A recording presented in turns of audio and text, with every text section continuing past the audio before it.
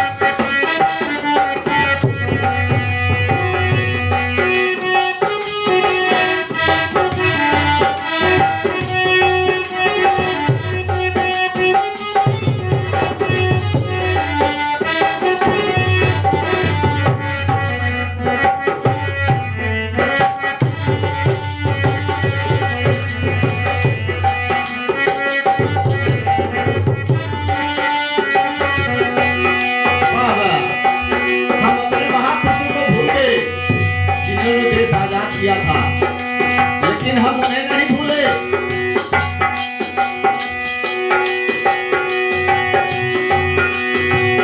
हुए थे कहाँ घूमिए थे दीदे मोता, इन्हें चाहिए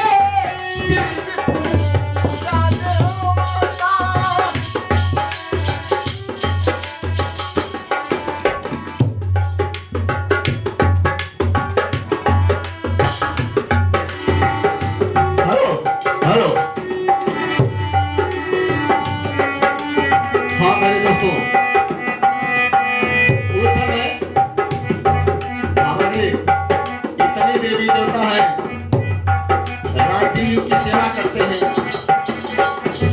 लेकिन जब देश गुलाम हुआ था, यहाँ भी बड़ी बड़ी आपत्तियां आती हैं। एक एक दिन में कितनी जानी जाती है।